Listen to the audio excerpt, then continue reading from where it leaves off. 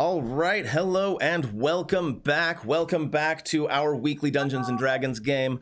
Hello. Excellent. Yes. Okay. I did remember to turn on the desktop audio this time. Excellent. Well done, me. Hi, friends. I'm Rob. I'm your GM for the day. Let's go ahead and go around our table. Let's start with Jen this time. Jen, first off, excellent makeup. Second off, who are you? Who's your character? I'm Jen. I'm also the Swedish Geek Ball on Twitch and Give Twitter plugs at the end. Everywhere. And I am Kritha. I have a giant frog, Stinky. I am Goblin. I am Ranger. I am perfect. Highlighting the very excellent new Kritha art, which I believe was provided by Gail, yes? Yep. Excellent. Speaking of Gail, what an excellent segue, and then I ruined it. Gail, who are you? Who do you play? I'm Gail, also Olivia, and I am playing Echo, the monk, goblin, also a little tiny bit of a cleric. Yes. Alumni of the Sunless Citadel. Jeff, who are you? Who are you playing? I'm so far the only contiguous character throughout this mess. I am playing Calder Creed, resident sorcerer.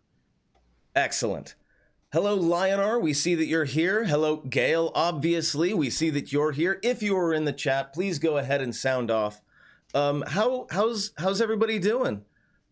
I'm going to give a little bit of time here just to talk a little bit about how we're doing and what we're up to and what the last game held. How are you doing, Jeff? Well enough, all things considered. That said, very happy to play. Yes. I'm happy to play a person who can fling acid at people. Yes, Lionar, for reasons of not being able to complicate my entire life, I do have to have that weird recursion for this out of character bit. I will make it invisible on all of the game scenes, though. You might have to remind me to do so, though, because that's the way I run these things. I'm a big professional. Come, stare into the abyss with us. The abyss thinks you're cute. So yeah, the recursion's going to be there for the out-of-character part, but I should be able to fix it for the in-character parts. So, where we last left off, and in fact, I'm going to go ahead and jump us into the table so that I can get rid of this weird recursion thing. All I got to do is, wow, that was really cool with the die effect, though. All I have to do is make it invisible. There we go. Okay. So, where we last left off, our heroes had made their way to the City of Splendors. So they make their way to Waterdeep. They book themselves the absolute most expensive hotel they could possibly find to live in the lap of luxury. That was all his idea. They met... Calder is nothing if not extra. They met with a middleman kind of type person to try to secure some magical items. Then they made their way... and they had some rat on a stick. And then they made their way, I had the hot dog. if I recall properly, to the Yawning Portal, where they met up once again with Echo the Goblin and Barnabas the Dwarf. Echo, you came in a little bit earlier, if I recall. You were at the market. Yes. And then, what? You met with Durnan.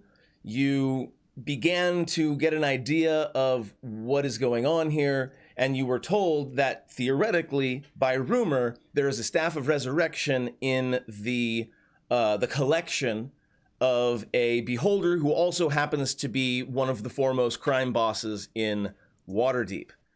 So with that in mind, let's start with Gail. What did I miss in my very quick recounting of last game? Not a whole lot. I mean, picked up some trinkets. There were some rumors about different things happening around the city that may or may not actually pertain to the ongoing plot. It's Waterdeep. It's very big. There's so much going on. You can't do it all. Yes, bakers. Jen, what detail would you like to add to what I just gave there? It was weirdly detailed for me. It's out of character. I bought the thing that flies. It's very cool. Oh. And I read a paper, and it's a very big city. And That's true. This is Kreetha's first time in a big city, yeah? oh, it's so big. And all the dwarves were very friendly. Very strange. That's Super right. strange, making you rethink your prejudices. Yeah. And obviously we met King. I gave him Durgadin. It was good time. That's true. The item that contains the soul of Durgadin, the legendary smith, a knife, which was a knife, has been transferred currently into the hands of King Barnabas Bouldershoulder of Sunless Citadel fame. Jeff, what other detail did I miss in my recounting of our last game? Well, you missed the harrowing detail of the ongoing bloody feud that is occurring between the various bakers of Waterdeep. Yeah. And we also established a lack of familiarity at all with the luxury rules, because apparently, like, you get a lot for actually living in the lap of luxury. So, tell us. Like, apparently, we're all supposed to get. We see the finest tailors. We are waited on hand and foot. We're covered in room and board, and all of our mounts are groomed to the highest levels of cleanliness and specification, which I imagine is particularly strange for Stinky. Do not go near Stinky with brush. You damage his skin. It's very delicate. No. They know soap. this. No. They breathe through skin. Yes, I know, and they will make accommodations for that. This is the highest Just let him quality soak. service.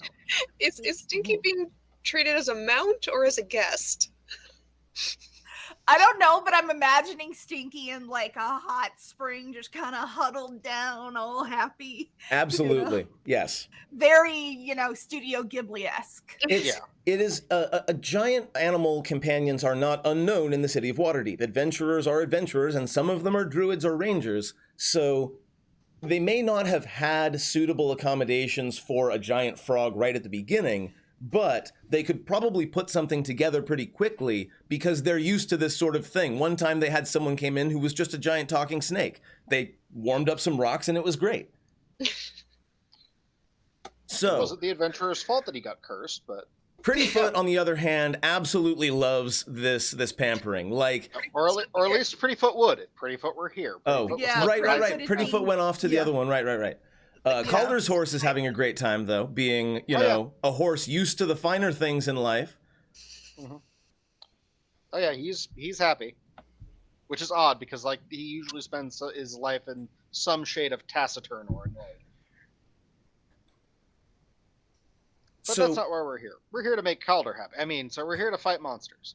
So yes, and in the last moments of the last game, you were discussing with Barnabas the deal with Xanathar and Xanathar's pet goldfish, who is the only creature outside of itself that Xanathar truly cares for, and would break the world if anything were to happen to its poor little baby, and how that is the creature that you are attempting to either beg, borrow, or steal from.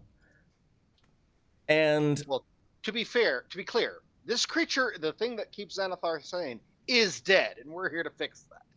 Well, or on its last legs. It's not like dead, or else Xanathar probably... The fact that the city is still standing means that it probably hasn't died yet. If I said it died last time, I'm retconning that. No, it's old and it's going to kick the bucket any day, and thus the because it is a goldfish. It is a goldfish that is overfed and overpampered by an incredibly stuck in a doting tiny bowl. Like, goldfish can live for a very long time and get very large if you don't keep them in a tiny bowl. If you keep them in a tiny bowl, they die every 2 years. Does Kreetha know this? No, Jennifer knows this. Jennifer knows this, but Kreetha. I don't know if Kreetha. No, I don't think Kreetha would have really had any experience with goldfish. Carp, maybe, but not necessarily like specifically goldfish. And the last thing that occurred at the very, very tail end of the game was an ear-splitting roar, followed by Durnan, the bartender, saying, "Troll! Troll in the portal!" And that, my friends, that is where we are starting. So we're going to go ahead and jump over to the table here.